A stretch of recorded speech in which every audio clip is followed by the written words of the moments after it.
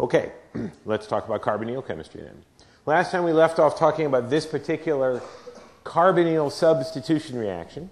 And part of the reason we know it is a substitution reaction is because a change is occurring next door to the carbonyl. The carbonyl is present in the product, so that's why we know it's a substitution instead of an addition. Last time we worked out the mechanism, which I will go through again, because pretty much all the carbonyl substitution processes we talked about so far have begun with nucleophilic attack of the carbonyl. That won't happen all the time, but every single mechanism will have that at one point or another. So we begin with our nucleophile hydroxide, stronger nucleophile than methanol, by the way. That's why we're using this. Adds to the carbonyl to make the tetrahedral intermediate, or tetrahedral adduct. In this case, tetrahedral adduct with a negative charge on the oxygen. And what does the tetrahedral adduct with a negative charge on the oxygen like to do first? We mentioned this several times last time. Very common pattern. We're going to see it time and time again. What does it like to do? Eject the leaving group. All right. So what are our leaving group choices? Methyl group. Methyl never, ever, ever leaves. Hydroxide. Normally, hydroxide OH minus, not a leaving group. We said up to this point that that was sacred. It doesn't leave until we came across a special set of circumstances, and these are those circumstances. When you have an oxyanionic tetrahedral adduct, O minus, that can kick out another O minus, in this case hydroxide, but that would just take us back. The other leaving group potential here is the OCH3, which can leave in the same way that the OH could, and that would definitely move the reaction forward. So that gives us a carboxylic acid. We've completed the substitution portion of our reaction, but we're not done because the product is a carboxylate, not a carboxylic acid. And even if we didn't know what the product was, we'd probably have a good guess what to do at this point anyways, because this is a carboxylic acid. They're called carboxylic acids because they like to give away their protons. And there are strong bases around, either the hydroxide that we've added or the methoxide we've kicked out. Either one of those, they're equal basicity. We'll easily deprotonate this guy. Let's use the methoxide in this case. There's your deprotonation, and that takes us up to what the product is. So that's our mechanism. We talked a little bit last time about ways to make the reaction faster, and we can have a better nucleophile, a better leaving group. We can put inductive effect out here to magnify the carbonyl carbon delta plus. There's a number of things we can do with that. The question we left unanswered is the position of the equilibrium. Now this process, you can imagine this entire thing going backwards, so putting a proton on this and so forth. So in other words, this entire thing is in equilibrium with the ester and hydroxide on one side of the equilibrium and the carboxylate, and I used methanol, on the right-hand side of the equilibrium. So the question we'd like to answer here is, what is the equilibrium constant? Now, we don't need to put an exact number on it. I don't care if it's 100 to 1 or 10 to 1. My main interest here is to decide whether this reaction lies to the left or to the right, or is it approximately 50-50. We haven't really addressed this issue too much up to this point, even though, in principle, every single mechanism step in every single reaction is in equilibrium. In many cases, the equilibrium lies very, very, very far to the right, and we haven't worried about too much. But it turns out in carbonyl chemistry, this is more of an issue than it is in many other topics, and it's also relatively easy to figure out here. So the equilibrium constant, of course, is controlled by stability. Equilibrium constant is related to the energy difference between the G's on the two sides. If the left-hand side of the equilibrium, as it's written, is more stable, then the equilibrium favors this side. If the right-hand side is more stable, then the equilibrium lies to the right. So which one of these two sides is more stable? Now, when you're thinking about stability, probably the first word that comes to your mind is resonance, right? So are there any resonance issues on this side? And the answer is yes. The ester has resonance. It's the standard X atom with lone pairs next to the carbonyl. So there's the resonance. This new contributor only violates one rule in terms of resonance preferences. It has avoidable formal charges, but other than that, it's fine. It has the same number of covalent bonds as the first structure we drew. It has, every atom has a full octet, and so on and so forth. So this isn't too bad. It's not perfect, but it's not too bad. Now, what about over on this side? I'm going to move the methanol over here just a little bit so we have some room. The methanol doesn't have any significant resonance, but what about the carboxylate? Well, it's another one of those cases where you have an X atom with lone pairs, in this case an oxygen, right next to the carbonyl. So we have resonance in the carboxylate. Now, this new resonance contributor I've drawn from the carboxylate is as good as where I started. It is the same formal charges, the same number of atoms with open octets, which is 0, the same kind of bonds, and so on and so forth. A circumstance where you have more equal contributors, so contributors that are more like each other, more equal in energy, means that you have more even participation between the two of them, and that means more even distribution of charge. So in the carboxylate case, the charge is equally distributed over the two oxygens. In the ester case, this top contributor is the most important. This bottom one is less important, and so there's less delocalization in the ester case than there is in the carboxylate. There still is some in the ester case, but the ester resonance is not as important. It doesn't provide as much stabilization as the carboxylate. So with that idea in mind, does the equilibrium lie towards the ester side, or does it lie towards the carboxylate side? It lies towards the carboxylate because the carboxylate is more stable. So the equilibrium constant, in this case, greater than 1. Now that's important because, as we said, there's a number of carbonyl reactions whose equilibria are very close to 1. There's biological cases where this kind of thing is important. So we'll see this judgment of equilibrium again in the future. But it boils down to stability. And in many cases, with carbonyl compounds, it's simply going to boil down to resonance.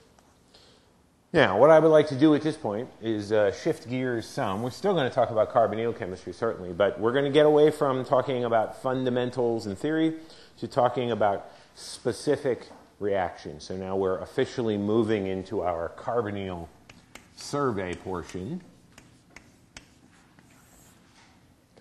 And I would like to tell you that if you're familiar with the textbook that I'm slowly in the process of writing, there are 2 chapters available for the carbonyl survey stuff. I wish the fundamentals chapter was done. It's not. But the carbonyl survey, the addition chapter, and the substitution chapter are both available. So if you want access, send me an email, and I'll be happy to tell you how to get there. Not everything that's in there is applicable to what we're talking about in this course, but I think as you read through those chapters, you will find, you'll go, hey, this looks completely off the wall. Definitely didn't talk about this, so I'm not going to worry about it. Now, what I'm going to do in the carbonyl survey is not cover every single carbonyl reaction. I'll tell you why we're not going to. This is why we're not going to. Every single carbonyl reaction that we're going to talk about will involve one of the carbonyl-containing functional groups, some nucleophile, and a different set of conditions, acid, base, or neutral. So how many carbonyl-containing functional groups have we talked about? Aldehyde, ketone, carboxylic acid, carboxylate, ester, thioester, anhydride, acid chloride, amide. 9. There are 3 sets of conditions under which we routinely do these reactions, neutral, acid, or base. And there are how many nucleophiles? Lots. So that means we have 27 times a lot. That's how many reactions there are. Just a lot. So that's why we don't need to cover everyone, because there are many of them. But also, more importantly, because there are patterns. For example, the first reaction we're going to talk about will look very much like this one. Mechanism-wise, position of equilibrium, all those kinds of things. Very similar. That similarity in reactions and mechanisms and those kinds of details, if you look for them, if you look for those patterns, it will make your life much easier when it comes to carbonyls. If you are a memorizer, well, I hope you got a lot of brain capacity, because it's a lot of stuff to memorize. All right. So in the survey, what I'm going to do again is I want to look at a couple of reactions. We're not going to cover every reaction under the sun. We're going to look at some reactions, but we're going to focus on patterns in terms of mechanisms and reactivity and so forth. So the first one I want to do is talk about an amide to a carboxylate conversion. So it's going to be very similar to our ester case, and here's the reaction I want to talk about. We take an amide, in this case a tertiary amide, and if we react it with hydroxide in methanol, I would like to figure out what it's going to do. Let's figure out what it's going to do by working through mechanism. Now, we have an amide here, and we have a strong base / nucleophile in hydroxide, methanol, not a strong nucleophile, not a strong acid, so it's probably not going to do anything interesting. And all we've seen so far is nucleophilic attack on a carbonyl carbon. So let's start there.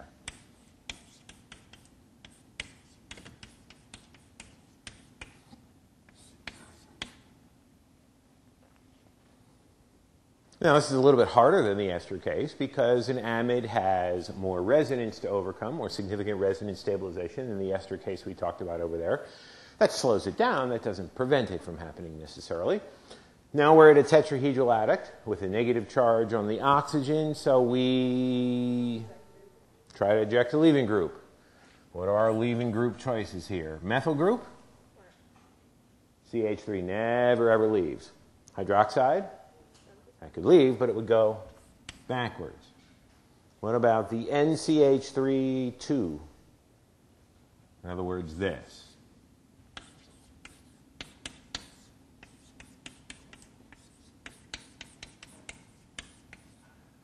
Can I do that?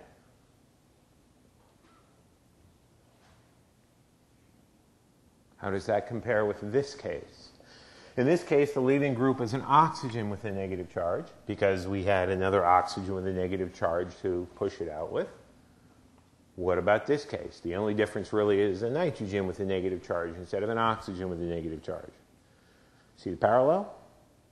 Turns out, yeah, this guy can leave. We call this a nitrogen anion, a nitranion. This can be ejected for exactly the same reason as the oxyanion can. So when you have a tetrahedral adduct with a negative charge on the oxygen, it can also kick out the nitranion. Now you might say it should be kicking out hydroxide instead of the nitrogen anion, and that's true, right? This OH minus is a better leaving group than the N minus because oxygen is more electronegative. So the reaction goes this way, back to where it came from, more frequently than it moves forward. That doesn't prevent it from moving forward. It just moves forward occasionally. But once it gets up to this point, something is going to happen that's really going to prevent it from going backwards. What does this carboxylic acid do now? Be deprotonated. What should I deprotonate it with? The strongest base that's present. What's the strongest base? Hydroxide is certainly present. But the nitranion is a stronger base. For exactly the same reason, it is a poorer leaving group. So we're going to use this for our deprotonation. So it gives me a carboxylate and now the amine, the corresponding amine. So overall we have nucleophilic carbonyl substitution, in this case hydroxide doing the substitution to make the carboxylic acid, and because this is a carboxylic acid in the presence of strong base, the nitranion or hydroxide, we end up with a carboxylate. So there are a couple of patterns here that are already beginning to develop between this reaction and the ester reaction. Both have nucleophilic attack on the carbonyl.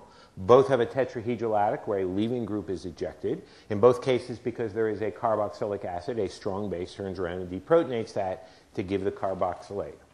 So that is a common kind of pattern you're going to see, even though it's a different functional group. Now, suppose I change this to S-methyl, a thioester. What would the difference be? It would be virtually identical reaction. Faster reaction, because there's a better leaving group and less resonance here, but it's still the same kind of thing. So those patterns can be really useful. All right. Now I want to get a little more complicated here. do a reaction that I promised back in 14C that we would do. So if you've been waiting with bated breath or not since then, here's the reaction we're going to do. Aldehyde to hemiacetal. Does that sound familiar? Anybody recognize that one? No? Okay. Well, here's the aldehyde.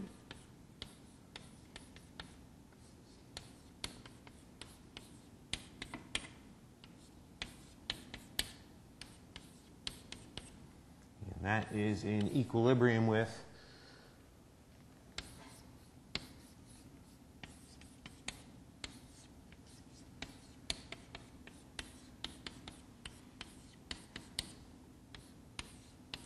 that hemiacetal. This is the hemiacetal. Remember, hemiacetal is an ether and an OH together on the same carbon. So that's right here in this molecule. This molecule look familiar? As you were drawing this chair, six-membered ring with the oxygen in it and all the OHs attached to your brain go, hey, this molecule looks familiar. This molecule is? That's correct. It is a carbohydrate. Which one in particular? Six-membered ring with an oxygen in. So what kind of ose is that? Is it a pyranose or a furanose? Pyranose. Everything is in the equatorial position except the anomeric carbon. So it is glucopyranose. The OH is trans to the CH2OH, so it is alpha glucopyranose. You could have made it beta just as well. I'm just drawing alpha because it makes it a little easier to see how this becomes this. So the reaction we're going to talk about here is this ring closure. Now, how does this fit in our carbonyl reactions? Well, we start with a carbonyl. We lose a carbonyl, but we're doing some chemistry at the carbonyl carbon, so that's why it falls into our reaction list. Now, what we want to do is figure out what the mechanism is for this. And let's start by asking, is this an addition or a substitution reaction? Because we can classify all of our carbonyl reactions in that way. So we start with a carbonyl. We end up without a carbonyl at that carbon. So is that an addition or a substitution?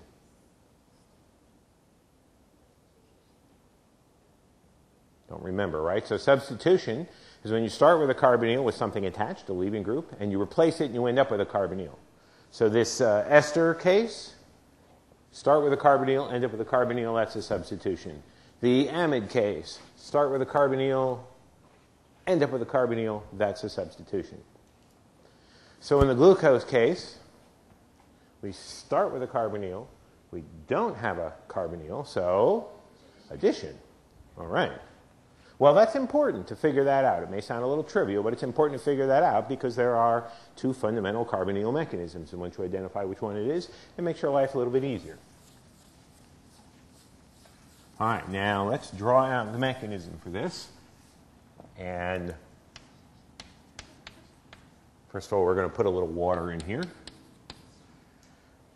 So I'm going to simplify this because all of these extra OHs out here aren't directly involved in the mechanism. So we're just going to simplify our mechanism by thinking about the one OH that is involved and the carbonyl. So the circle here, the arc, simply represents rest of the molecule not operating in a meaningful way.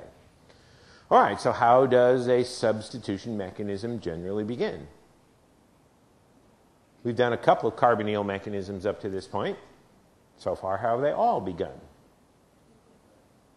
For the most part, how does your day usually begin?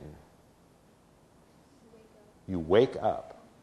You might have not gone to sleep the night before, but hopefully that's the exception. Most of the time, you have a pattern to your life. So it's the same thing with these mechanisms. There's a particular pattern. There's that word again, pattern, pattern, pattern. In real estate, it's location, location, location. In 14D carbonyl mechanisms, it's pattern, pattern, pattern. So what's the pattern? How should we start? Nucleophilic attack on the carbonyl. There's our nucleophile. So we're going to do this intramolecular, within the molecule, attack on the carbonyl.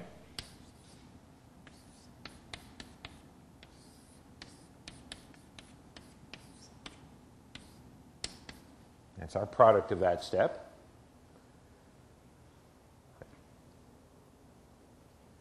All right, this thing is a, what's formed when you do nucleophilic attack on a carbonyl? Tetrahedral addict. This is a tetrahedral addict with a negative charge. So what does it like to do? Just like it did every other time, kick out a leaving group.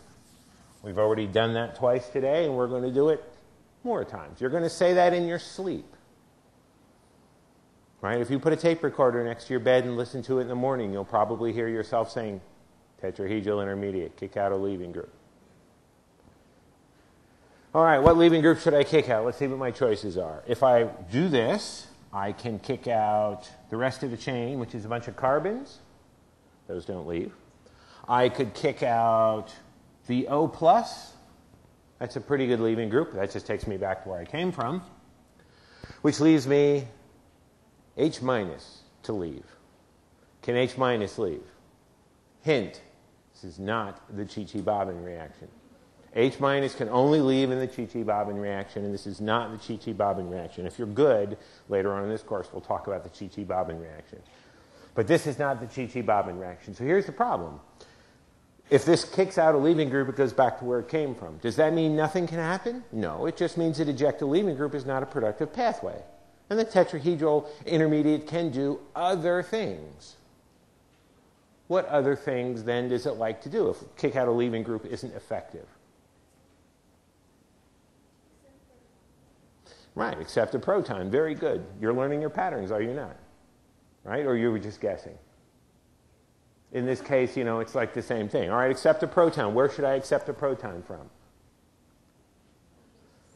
Well, let's see. Where do we need to get? We need to get to do your bond change inventory. Ask yourself, where am I? Where do I need to get? How do I get there? So that's the point I'm at. I need to get a hydrogen on this oxygen, and I need to get a hydrogen away from that oxygen. So why not just move the hydrogen from one place to the other? Why not do this? I'm just going to redraw it over here to make it easier to see. So there's the O-, there's the H+.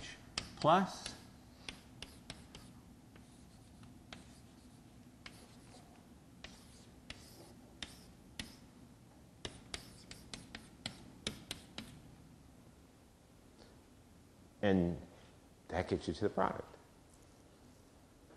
Does it look pretty? Does it get the job done? How many of you watch Ren and Stimpy? How many of you even remember what Ren and Stimpy is? Who's the gruff guy on there who goes, it's pretty, but it's wrong? That's what this is. This is one of those times. This looks so right. You get rid of two charges in one step. You move a hydrogen from one place to another. But guess what? Mother Nature says, I'm sorry, no, you may not do that. This is one of those times when Mother Nature says, I'm going to make it deliberately difficult for students learning organic chemistry by putting in what seem like arbitrary rules. This is called a 1,3 hydrogen shift, because the hydrogen is going from being attached to atom number 1, atom number 2, atom number 3, so a 1,3 shift. And it turns out the rules of quantum mechanics and orbital symmetry say you cannot do this. No matter how good it looks, you simply can't do it. It doesn't mean you can't achieve this result, you just can't do it this way. This is like saying, I'm in CS50, and at 2 o'clock when class is over, I have no place to be, so I'm going to be back in my dorm room. So I'm just going to snap my fingers and magically be back in my dorm room. Or your dorm room, not my dorm room. I don't live in the dorm anymore. They wouldn't have me. So it's an effect you'd like to achieve, but the problem is you can't achieve it by just snapping your fingers. If you want to go up to the dorm, what do? You walk, or you take the bus. The protons can't walk. All right? This proton can't just detach and walk over here. It's like a 2-year-old crossing the street. Someone has to hold its hand. So to move that proton, instead of doing this directly, something has to come and pick it up and then drop it off.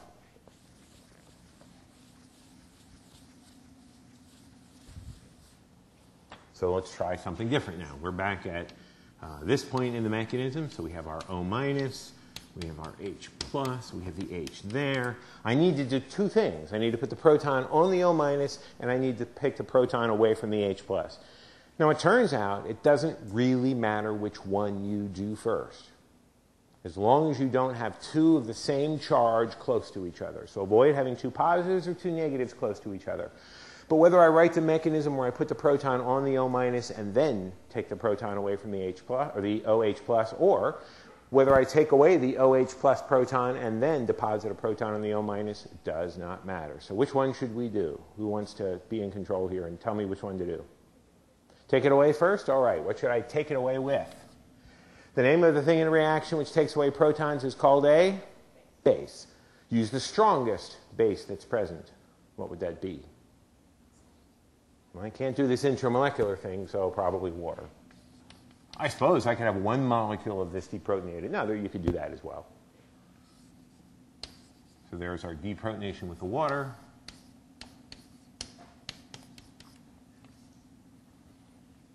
And that made a molecule of H3O+. If in mechanism steps you tend to forget that things are produced, then go ahead and write them, because often, especially in carbonyl chemistry, they will come back and operate again. There's our OH2+ that we've just made. Actually, that issue is being discussed on the discussion board. There's some questions about this free radical reaction problem where the products in the problem list HBr, and in the mechanism it gives Br dot, and people are going, are these different? Well, HBr is actually made in the second step. It's just not drawn as a product. So here's our second step, our protonation step, and that's finally going to get us up to the product, plus H2O.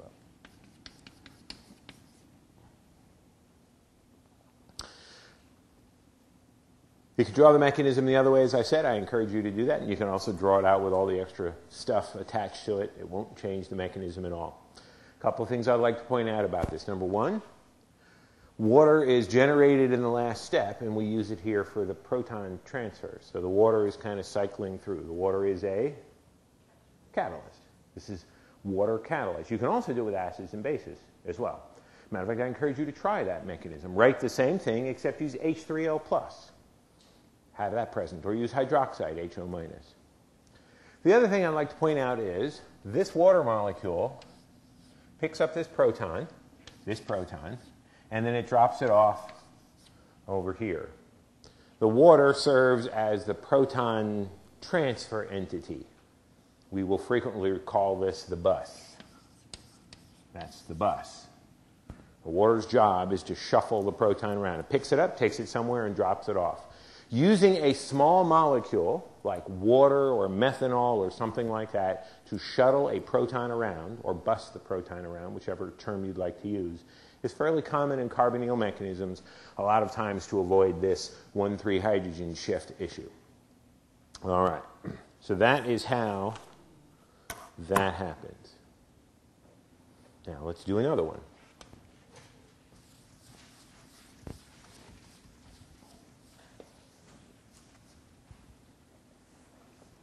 Next one I want to do is carboxylic acid.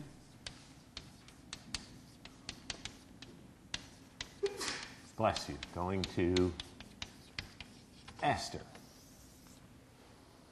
Let us imagine that you needed to do this transformation, that you needed to take benzoic acid and you wanted to make a corresponding methyl ester. So since you're in the middle of studying carbonyl chemistry, you might say, wait a minute, I recognize this. I'm starting with a carbonyl. I'm ending up with a carbonyl. So I must be doing a substitution or addition. Substitution, which means OH gets replaced by OCH3. So I'm going to do a carbonyl substitution. What reactants might I use to do that? Well, this is the thing, as we've seen, that's coming in. So maybe we would say, let's use methoxide, CH3O-. So how would that work out? So in other words, I'm going to do this reaction. OH,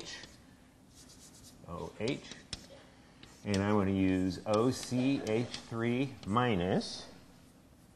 as the nucleophile.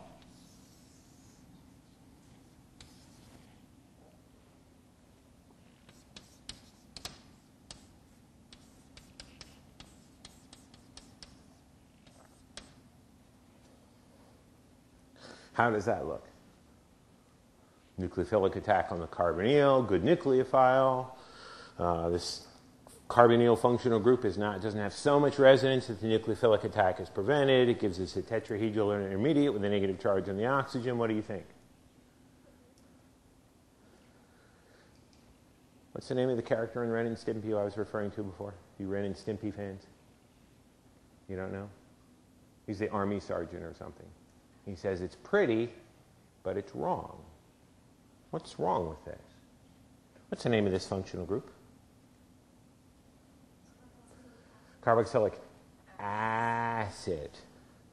In addition to being a nucleophile, methoxide is also a good base. Did we not use this for E2?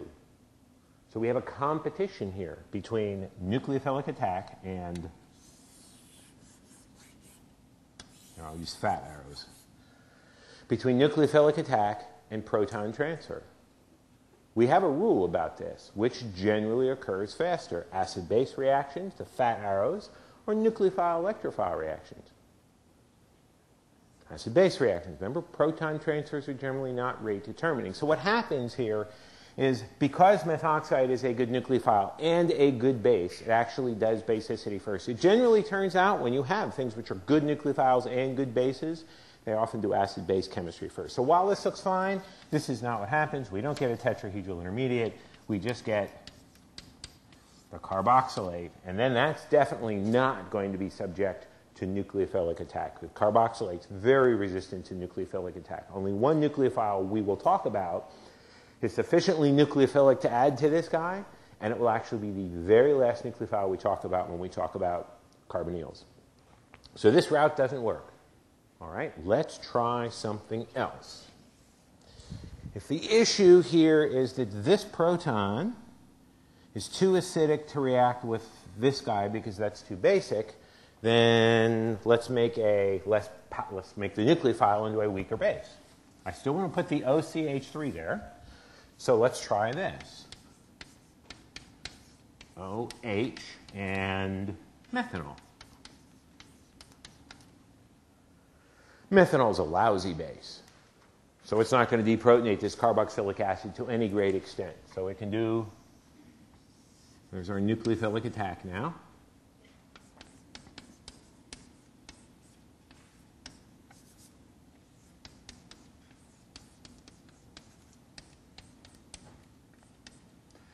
There is our tetrahedral intermediate with a negative charge on the oxygen. Tetrahedral intermediate with a negative charge on the oxygen. The fourth time today? Something like that. What does it do? Kick out the leaving group. The same thing it did last time, the same thing it's already done 3 times today, the same thing it will do multiple times. Matter of fact, if you go through, I haven't actually done this, but if you go through the Okatsa chapters or the Volhart stuff in the textbook, count how many times tetrahedral intermediates eject leaving groups. Happens very frequently. Okay, let's see. Eject a leaving group. What are our possibilities? Benzene ring, never ever leaving group. Hydroxide, that just takes us back to where we came. Oh, excuse me, hydroxide could leave. That would be what we want to do. What about methanol? Methanol could certainly leave, and that would take us back to where we came from.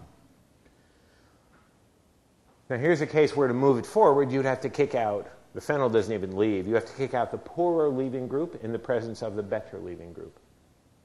And the difference in leaving group ability between OH minus and methanol neutral is so much that this thing basically never goes forward. It always goes backwards. On top of that, methanol is a lousy nucleophile, so it doesn't add to the carbonyl very readily. So what we have is an event that doesn't happen very readily, and when it happens, it keeps going backwards. So this pathway doesn't work so well. Well, shoot. Or stronger language if you like. We tried a good base, good nucleophile, that didn't work. We tried a lousy nucleophile, that didn't work. Can we adjust the electrophile? Can we adjust the carbonyl, maybe? Well, let's see. Let's start that by understanding why the carbonyl is an electrophile, and then maybe we can adjust it in some way. So here's our benzoic acid. What is it that makes a carbonyl an electrophile? What fact? It's not the presence of the pi bond, because then alkenes would be electrophiles. It's the polarized pi bond. It's the fact that oxygen is more electronegative than carbon. Now, the resonance works against this. So what happens if I was to make the carbonyl delta plus even larger? How can I do that? Now, I can't magically sprinkle fairy dust on the oxygen and improve its electronegativity. I can't do that. It's still got to be oxygen that has this electronegativity. But I can do something to the oxygen to make it more electron demanding. What'd you say? Put a proton on it.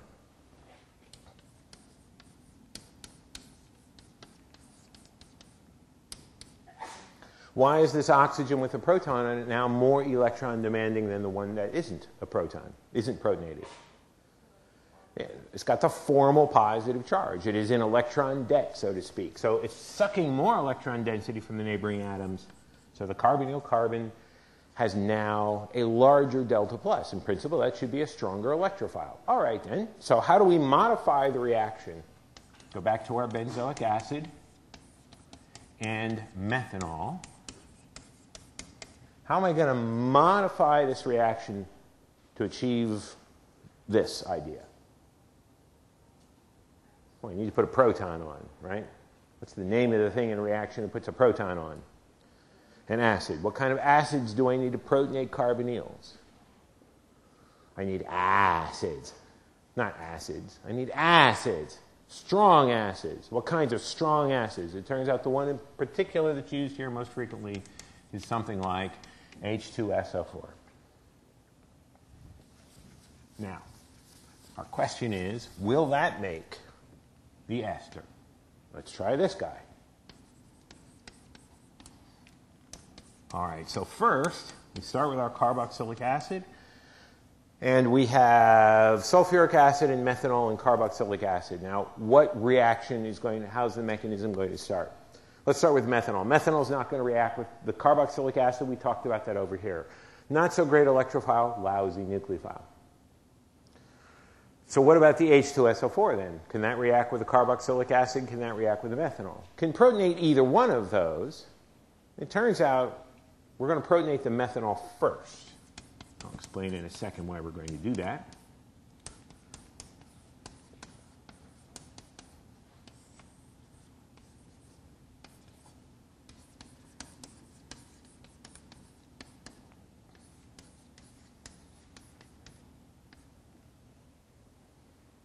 It's true we can protonate the carboxylic acid directly with the H2SO4, but methanol is a stronger base than the carboxylic acid. That's just the way it works out.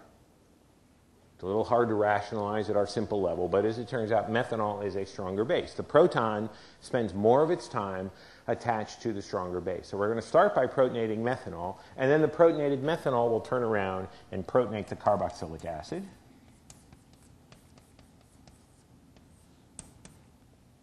And we wanted to put the proton on the carbonyl, so let's go ahead and do that.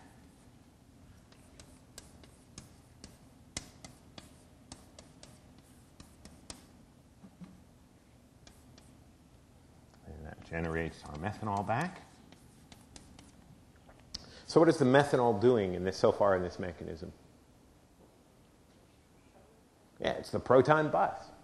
It picked up the proton from here, and it dropped it off over here. So there's another proton bus example. Now you might say, wait a minute, if you're thinking critically. You might say, wait a minute, you've put the proton on the carbonyl, and I respect that, whether you use the lone pairs or the pi bond. We've talked about that before, that's the same thing. But there are two other places in this molecule that you might protonate. Benzene ring can be protonated, and the OH can be protonated. Now given a choice between protonating an OH, a carbonyl, and a benzene ring, the benzene ring has the least preference to be protonated because its protonation requires disruption of aromaticity. Generally, only very powerful electrophiles will do that, especially if there's nothing else to do. So we're going to leave that alone. But I could still protonate the OH. So the question becomes, why do I put the proton on the carbonyl? You might say, well, that's because that's where I want the proton, but it doesn't work that way. As you've probably figured out at this point in your life, just because you want something to be a particular way doesn't mean it happens that way. Right? How many of you would like to say, hey, I opt out of taking the exam tonight. I'll just take my A, thank you. How many would like that? Sorry, it doesn't work that way. It'd be nice if it did for a variety of reasons. It would make you happy. We wouldn't have to grade exams. There would be much less anxiety in the world. But unfortunately, that's the way it is. So the question is, we have a choice of making this or this.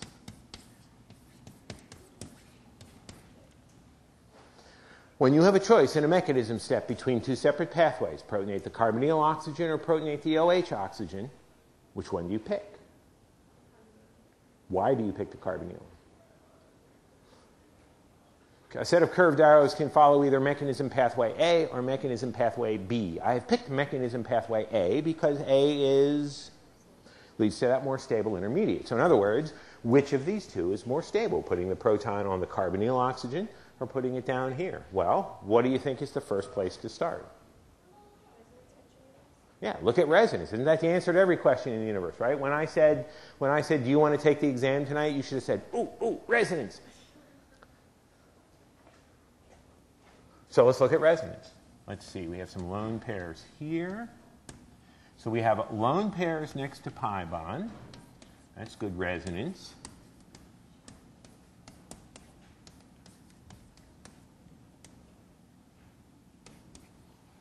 Matter of fact, that's fine resonance because we have two structures now which are what we call degenerate, same energy. Same charges on the same atom with the same bonds, same number of open octets, etc., etc. This is the equivalent to the carboxylate case. So this is good resonance. What about down here? Let's see. We have a lone pair there. We have some lone pairs there. We have a lone pair next to a carbonyl. So we can draw our standard lone pair next to the carbonyl resonance. Oh, this oxygen now has 3 lone pairs and 1 bond, which means that it's a formal negative charge. And this oxygen, I forgot my 2, started as plus, it gave away a pair of electrons, so it now has a 2+ charge.